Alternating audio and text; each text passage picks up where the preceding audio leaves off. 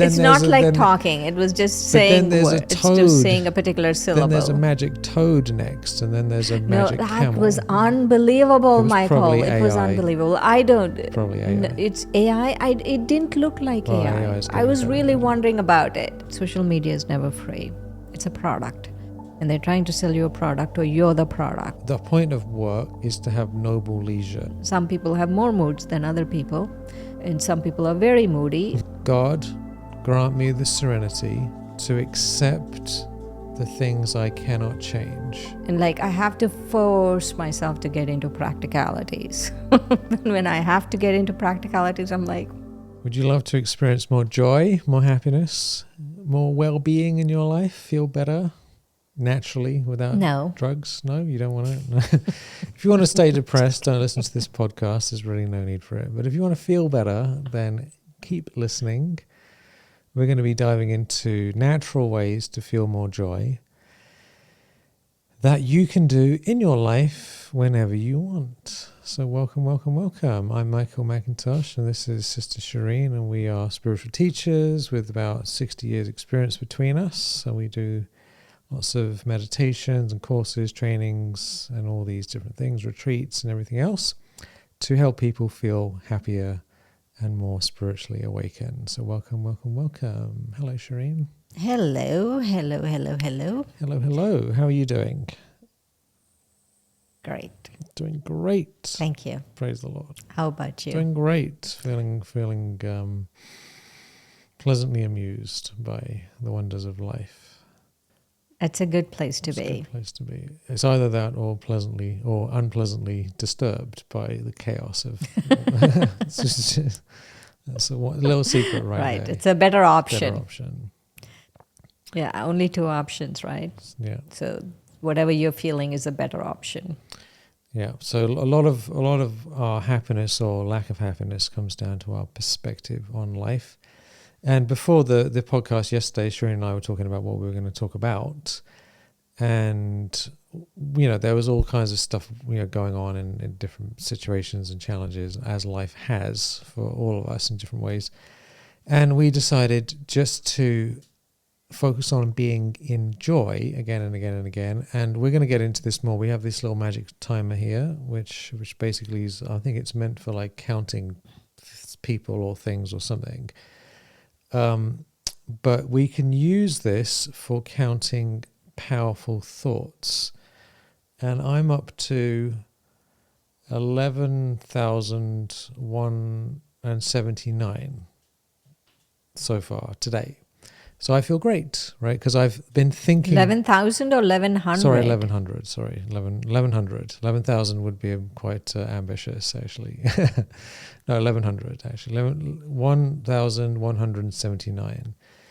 So the maximum I've ever managed in a day is somewhere around 4.5, I think, bordering on 5,000. But we have apparently roughly 60,000 thoughts a day, somewhere between 40 and 60,000. So the more we have powerful thoughts of joy and happiness, and we keep going for them, the better we'll feel. How are you doing? How is your practice doing? I had a different practice. It was like it was a drill. It was on sweetness, which was for me connected to joy because of whatever I was going through, right? That I'm sweet, the Supreme Soul is sweet, everyone is sweet, situation is sweet. Right? So I was doing that practice. And it's not as ambitious as yours. Well, I started early in the morning and, it's all good, isn't it? So the key point we're making here, just to get started on this, is that our feeling state, how we feel in our being, is largely created by what we focus on and what we think. And this is an inner game. And our physical body is basically a chemical factory. And we control the chemical factory to a large degree. We can cause ourselves terrible, unnecessary pain And we can also shift our feelings into a higher state. And I know this from my own experience because I used to be depressed when I was younger, when I was a teenager. And then I started doing meditation and I started experiencing joy. And nothing had changed. I was the same person, same situation, everything was the same. But my thoughts changed and then my feelings started changing. And so ultimately the whole point of spiritual work is to shift this inner world so that we are actually creating our state rather than just kind of passively having all this stuff going on and then wondering why we're not feeling good. So Shireen, what do we need to do to experience joy and happiness and well-being? We need to understand thoughts, and we need to understand what our enemy is actually. Right? That's why counting thoughts, because we need to understand what our enemy is. So recently, there's so much going on here all the time, right? So there's a very big thing coming up in here, and I need cooperation from a lot of people. And I called someone who usually cooperates, right? Usually cooperates, but this time said, no, I'm not doing it. Right? And I'm so overwhelmed by the amount of stuff that I have to do that in that moment, because they always cooperate, in that moment I got like, what? You're not doing it? I've realized that something is happening here. I realized that I started having waste thoughts about the situation, right? Like, how can she say that? What's going to happen? Blah, blah, blah, blah, blah, blah, right? So I started having waste thoughts about it. Not necessarily negative, but just wasteful thoughts about it. And then that waste thoughts created a spiral which made me feel even more overwhelmed, even more, and then I kept just going down and down and down. And I realized that the enemy here, or the bad person here, is not this person who said no. The bad situation is, the bad circumstance or whatever, is not the person who said no. The bad thing here is the thing that really needs transformation. Not the person who said no, not that she should say yes, but the thing that needs transformation is my thinking about it. Because that is the enemy. The way I think about that situation is my enemy. Because the more I have these waste thoughts, the more my joy is going away. And no one is going to be perfect. No one is going to say yes all the time, right? They're human beings. They have, moods, and some people have more moods than other people. And some people are very moody. But so everyone has their, stuff going on. So if I base my joy, like if I base my thoughts on what other people are doing, then I will lose my joy for sure. For sure it's going to go away. And so we need to understand what the enemy is. The enemy is the way, the negative and the wasteful thoughts I'm thinking. In any given situation, that is my biggest enemy, because that is what is robbing me of my joy. Because not the other person, right? Like how many times, like how many of us think, oh, if my boss just understood me, if my partner just changed, if I just had a little bit more money, if I just had this or that, then I will be happy. How many of us have said those things? But it's not that. That's not what's going to decide, because that's conditional joy. Conditional joy doesn't last for too long. We have to come into a state of supersensuous joy. That's right. Joy beyond the situation. Because we need to talk a little bit about victim versus victim consciousness versus responsibility, because this is the foundation of being able to do spiritual work. So normally, if we're not very spiritually evolved, we will think, the reason I'm feeling bad is because of this other person or this situation, right? That's just the natural kind of like lower consciousness response. And there are actual, you could say, real victims in life where someone's just getting on with their life and some crazy thing happens out of nowhere and they're like, what the hell? So we might be a victim of a situation practically, right? And which we're not going to get into, like, who did this and why did it happen and all the rest of it. We can be in a situation where we didn't do anything specifically and it just came. And we don't want to be in victim consciousness because of the situation, because that basically means that I'm saying I'm unable to respond how I want. Victim consciousness is where we say I'm not responsible for my responses. There's nothing I can do about it. There might not be anything we can do about the situation. That's why I like the serenity prayer. Serenity prayer is a great prayer. God, grant me the serenity to accept the things I cannot change, the courage to change the things I can, and the wisdom to know the difference. This is a really powerful prayer, actually, that applies to this situation again and again and again and again and again. So in this situation with Shireen, someone said no to help, right? Fair enough. That's accept the fact that this, because you can't force someone. You can't just threaten them. I mean, you probably could try threatening them. It might work, but in the long run, it's not the best option. So then the courage to change the things I can change, which is like, what are we going to do about it? And the wisdom to know the difference. So ultimately, in order to experience more happiness, we have to understand what we can change, what we can't change. Stop being a victim saying, oh, there's nothing I can do. And actually take responsibility for the one thing that we do have control of in any situation, which is how we respond and the thoughts that we have about the situation. So what did you do? Let's hear all about Shireen's latest situation. Let's hear all of this.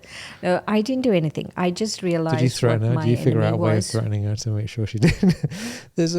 I can change these people if they'll threaten me. Guilt trips, They'll threaten me. I don't know. There's no one here who's going to listen to my threats. No. But anyway, that's not happening. Subtle guilt trips. No, that's not the way I work. I just have so much to do. I don't have time to get into guilt trips and stuff, right? She's going on Chat GPT. How can I guilt trip this person to just... Yeah. Really? Chat will tell probably. you? No, they'll probably say, no, that's not ethical. You have to say, oh, hypothetically, if I did want to guilt trip them, but this is the ego has a quite a sophisticated mechanism for this sort of thing. Didn't know that. Thank you for telling me. Now we know. Maybe I do need to ask Chat. Yeah. Now we know. Okay, so forget about this person, right? Whatever it is, that's going to take care of itself. Eventually, all situations actually take care of themselves. It's my thoughts that I have to worry about. Because what is the pattern of thinking that's happening, right? And if the pattern of thinking is, woe is me, how dare they, jealousy, carelessness, arrogance, how can they not do it? I have so much work to do, which is woe is me, really. All of those, right? So those are really you think you're justified. You think this gives you power to think this way. You feel comfortable. Yes, I feel so sorry for myself and this and that. But that's not the case, right?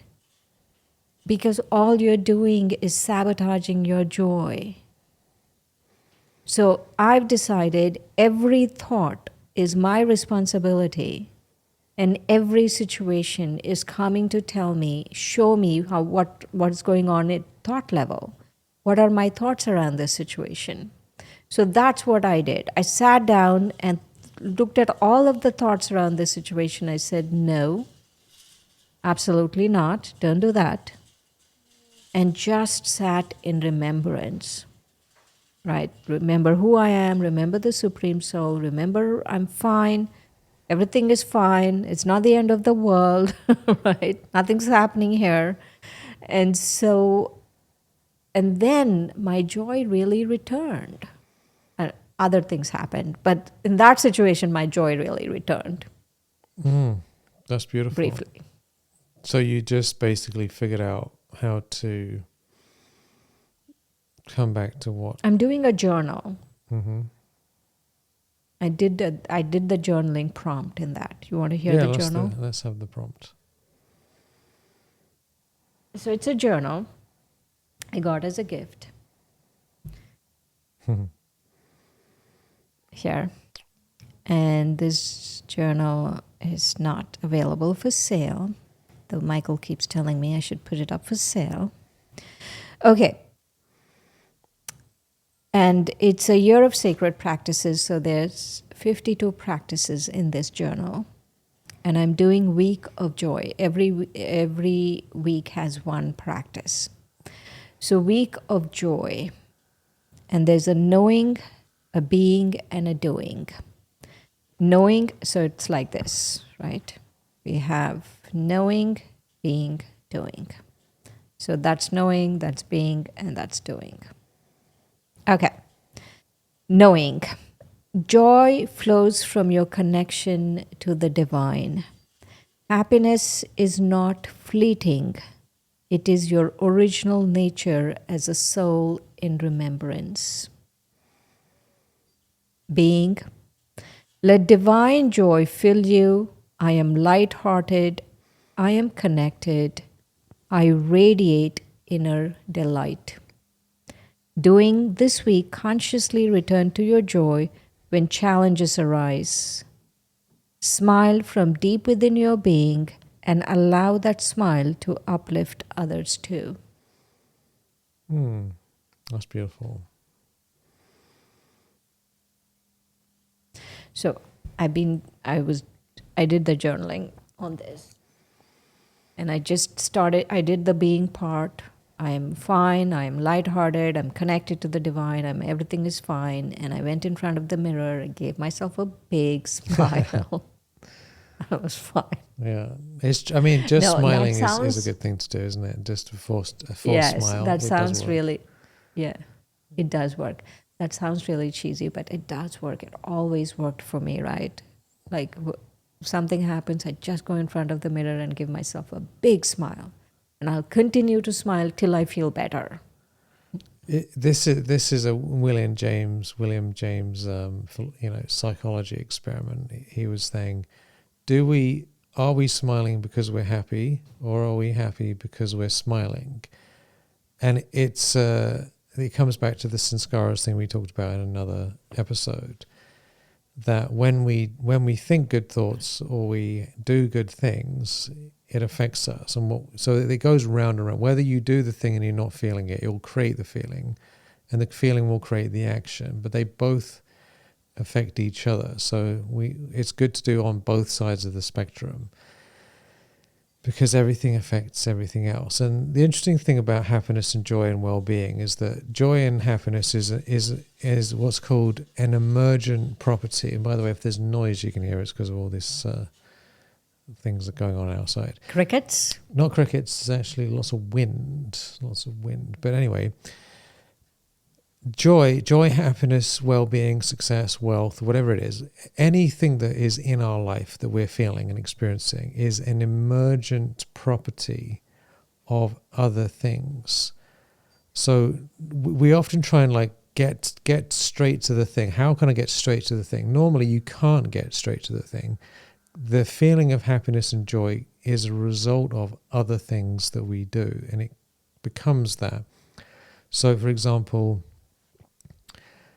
thinking good thoughts, it might not immediately create joy, but it will create certain feelings that lead to joy later on. Like Shireen was, instead of thinking, she could have got her little timer out and said joy, joy, joy, joy, joy a million times.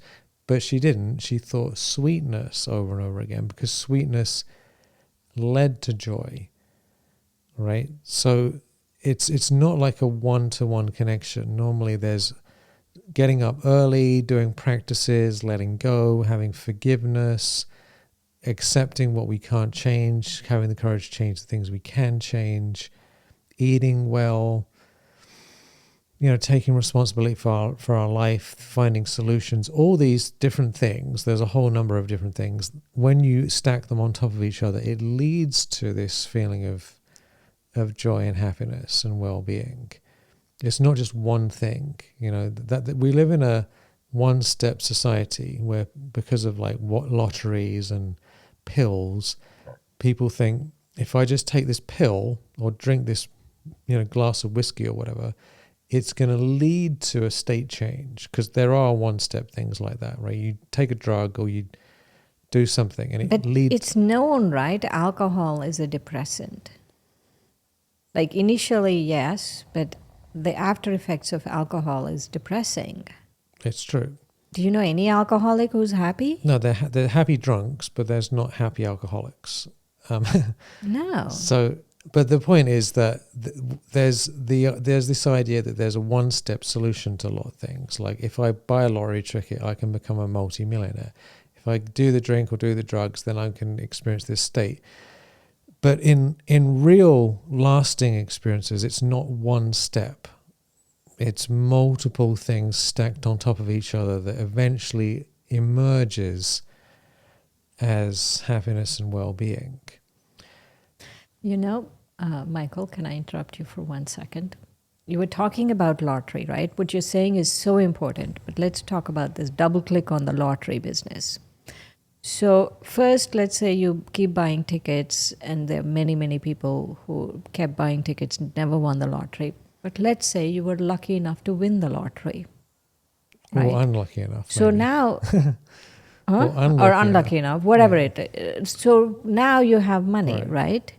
And there has been research on this, on lottery winners, how they become bankrupt, how they lose everything, how they just, because they don't know how to manage the money. They don't know how to manage themselves. Once they have money, they don't know how to manage themselves. Right? So just having money is not a solution. You need to know how to manage yourself when you have money. Yeah, exactly. No, a lot of people's lives got horribly worse after. I mean, if they were people who had already figured out how to manage money before they won the lottery, they might be all right. But most people who are doing the lottery don't know about these things. And I've heard some fascinating stories about this, actually. A lot of them, they go bankrupt and they're worse off before, and they say, oh, if I'd never won the lottery, I'll be so much better. I'm so sorry that I did that. It wrecked my life, which is very strange.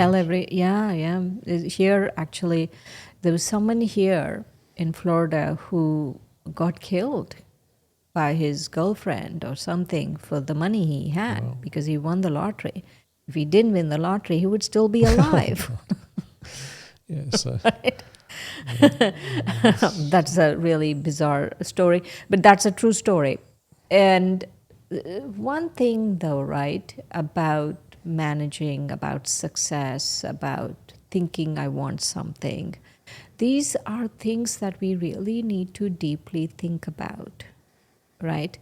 We can always say that, oh, I didn't get, no one told me. There's some things. People think that we just have to bring up children and not ourselves. We have to bring up ourselves. We have to educate ourselves. That's our responsibility. Now everyone, right? Now we have the spiritual technology where everyone in the world can be absolutely, completely happy. Why isn't that happening? Right? Actually, let's not even talk about happiness. Let's talk about even hunger. We have enough food in the world where no one needs to go hungry, but there are millions of people who are going hungry because of distribution problems. And so there is enough technology for us to be happy and joyful and all of those things. But then we are still thinking of one-step solutions like you're sharing. Go ahead to your one-step solution. One-step solutions are not real solutions. They are fake solutions. And if we still think that we have a one-step solution to everything, then we are deluding ourselves. Even spiritual things, like it's not just you think, like this is kind of as close as you're going to get to a healthy one-step solution where you get a timer and you have powerful thoughts again and again and again and again. I mean, this is actually in a way almost a one-step solution. But if I did this and I'm also doing stupid things in my life physically, this won't work, right?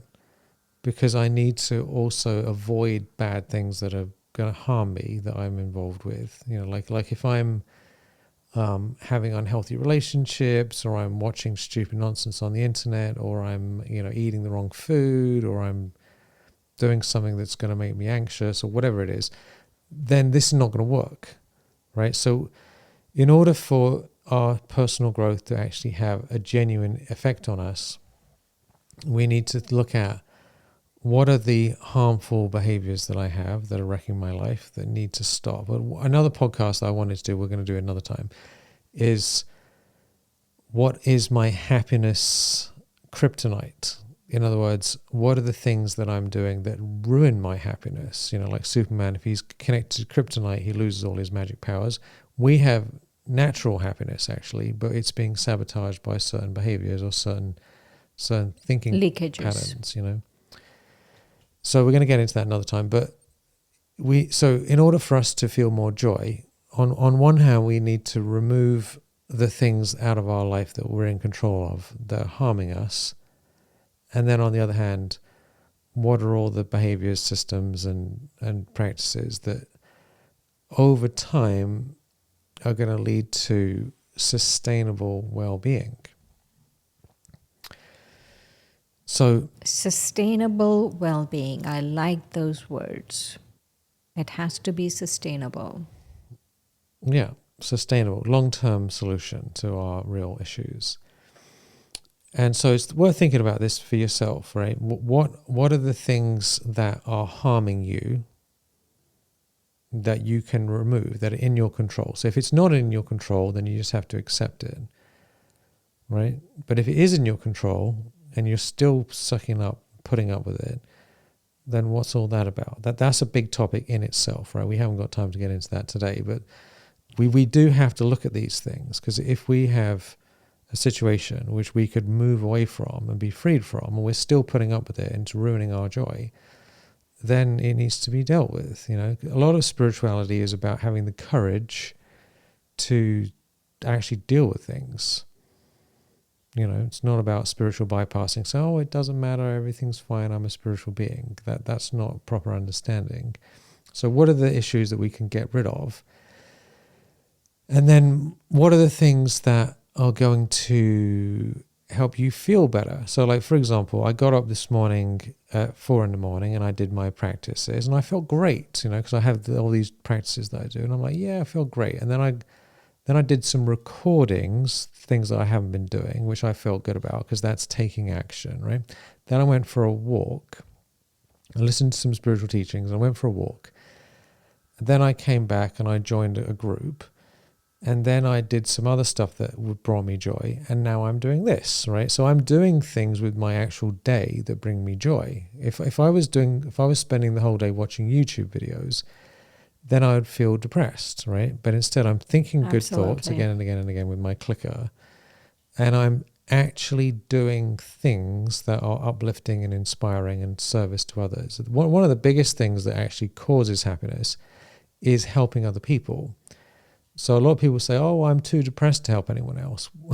Well, if you help more people out, you'll actually feel better. That's why a lot of times, like if someone goes to a soup kitchen and they help feed the homeless, or if they help somebody else who's in need, their mood will be lifted, right? So being of service, even if we don't feel like it, leads to us feeling better, ironically. So absolutely. Yeah.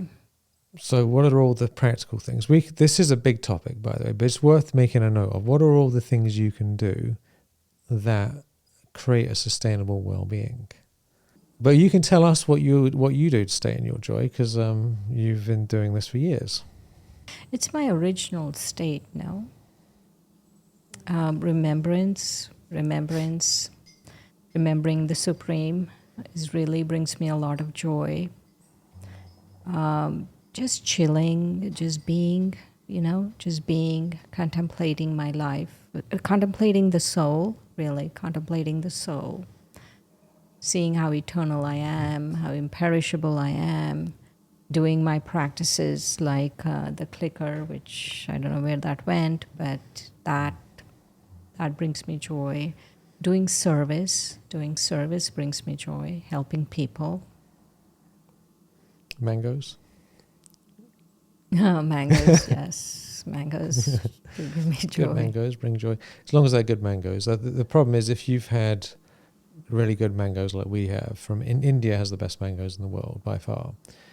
And then if you go anywhere else and then you have mangoes that aren't quite up to scratch, you can cause sorrow. Oh dear. But we're just joking, really. There are physical things that bring us joy, but it's good to have a foundation of unlimited things. And then when you get things like nice mangoes on top of it, it's just like an added bonus. Right. Mangoes, being with people, good company, having good spiritual chit chats. I love that. Talking about spiritual things like the Murli and stuff. I love those things. That brings me a lot of joy, actually. I feel like that's who I am, right? And like I have to force myself to get into practicalities. When I have to get into practicalities, I'm like, this is not life. Like too practical for me. Absolutely, yeah. It's we have to put up with stuff. That's why I like that term. What was it called? What was the term that Plato or Socrates said? Something leisure. What was the word? Noble leisure. Noble leisure. The point of work is to have noble leisure, and what they meant by that is to be able to have the time to think about high level things and talk about philosophy and spirituality and do artistic pursuits and be in a state of higher consciousness. And noble leisure has been destroyed, because when people have got any time these days, normally they spend all their time, just wasting it on social media or whatever it is. Mindless scrolling, right? It's like mindless we have like the capacity for noble leisure, and it's just been hijacked by these tech companies. So it's a different topic right there. But this, what you're talking about essentially, is that what brings you joy is noble leisure, really, isn't it? Service. Right. You know what is shocking? You think it's free, right? Just scrolling is free, but it's not. Right? Social media is never free. It's a product. And they're trying to sell you a product, or you're the product, right? They want your attention. So I have premium on YouTube. So whenever I'm watching YouTube, I don't really get ads. But every once in a while, I'll go to an account, like on my computer or something, where I'm checking another email or something. And if I click on YouTube there, or someone's YouTube, and let's say you do shorts or anything, like the amount of ads that you get. And I'm thinking, whoa, this is why people, they want you addicted to this. Because they want to sell you all this stuff. Yeah, that's the way it works, is it's a free product. And the reason it's free is because the users are the actual product. And they will do absolutely anything to get everyone addicted to random. The longer you the whole point of all these programs, all these different YouTube, Facebook, Instagram, blah blah blah, all of them, is get you on there for as many hours as possible so that they can show you ads. And so they'll figure out what is going to get you addicted, whatever it is, and they'll just keep figuring out ways of getting you back more and more and more and more and more. And so instead of us having time for noble leisure and for spiritual things, we get caught up in this stuff. And that's why my personal approach nowadays is zero tolerance, because I know how addictive these things are. And just like an Absolutely. alcoholic can't handle one drink, if I know if I watch one little short video, it's not gonna be one. It's not gonna be one. I mean, has anyone ever watched one I YouTube so wanted short? you to watch this hen Stream talking. was trying to show me Oh this my God. talking hen, and I said, no, it's not worth it to me, because I know it's not going to be one hen, one little, but then It's there's not like talking. It was just but then saying there's a words. It's just saying toad. a particular Then there's a syllable. magic toad next, and then there's a No, magic that camel. was unbelievable, It was Michael. probably It was AI. unbelievable. I don't. Probably AI. It's AI. It didn't look like Well, AI. AI is I getting was better really at it. wondering about it. I was really wondering. It was not talking in a full sentence. It was just syllable. It was saying a syllable. It was shocking, actually, right? It could be AI. I don't know. Nowadays, everything is so. You never know, right? But it looked real. It looked real. But I agree with you. I don't mean to contradict you. I agree with you. I've never watched one YouTube short without watching a second one afterwards. So keep in mind. I have. Well, all right. Well, let's give Shireen a round of applause, everybody, for having self-discipline that none of us have. I mean, maybe someone else has. I talked to someone recently who said Because I have to. she just watched the one speaking chicken, and that was good enough for her. But No, that someone sent it to me. yeah. Well, it's so this is the sort of stuff that can potentially. So watching us talking chicken can bring us joy, but then the next half an hour spent watching random other stuff can cause us sorrow. So it's a very dangerous situation, isn't it? Our well-being is like it's like on a tightrope. We're walking along a tightrope, and it's quite easy for it to just fall off, and it doesn't have. Yeah, you never know when. Yeah. Yes, absolutely. You're right. You're right. Don't watch the chicken. Forget about the talking chicken. Everyone's like, they're like, hang on a minute, what's this talking chicken? It's like the same thing. Like you're trying to get me to take cold showers, really. But yes, talking It's chicken. not quite the same thing. Cold showers are actually good for you, but who says talking chickens are not good for you? I've never heard talking chickens are good for you. They give you so much joy. That little thing gave me so much joy. I couldn't believe it, how focused it was. What a wonder. What a wonder. So, as you can see, this is a nuanced topic. There's everything in life has these like nuanced decisions matrix. Like if you do this one thing, what is the effect of that, and what's the effect of the next thing that leads to, and then so we have to decide this. So think about what is it that brings you joy, what is it that doesn't bring you joy, and realize that what you're creating is a joy matrix where you start with one thing and it starts building in one direction or in another direction. And that really is the game we're playing. And we can't tell you exactly what to do. No one can tell you, because you have to figure this out for yourself, because you're an empowered being. And once you realize that you're an empowered being and you have to think about this for yourself, then you're taking responsibility for it. And then you'll figure it out. So there it is. Whether talking chickens work for you or they don't work for you, that is your choice. Yay. Any last thoughts? No, I agree with you, though. I don't mean to contradict you, right? I don't. I agree with you that social media, doom scrolling, and watching shorts, reels, whatever it is that you do, not a good idea. Even though people say, oh, but I get so much useful information, many times it's not very useful, right? It just takes so much out of us. That's right. We have to, I mean, we're not saying everything's bad, because if we were to say don't have any media at all, then you wouldn't listen to us, would you? Because this is media, isn't it? So there's a fine line. We have to, what we're trying to say here is that having happiness and well-being is an inner game, and you personally have to figure out your own chemical factory, your own joy factory, and what the correct ratio is for you personally. And nobody is the same. So there's not like this one method for everyone. It's a custom situation. And so just start thinking about it. What's working for you, what's not working for you. Try things out, see what works. And over time, you'll feel better and better and better and better and better. Well, one thing we can say for sure is meditation is a good thing to do. So there it is. Thank you, Michael. Thank you.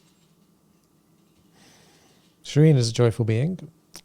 Yay! That's one of the things I like about Shireen. She's a joyful being. Joyful soul. Joyful soul.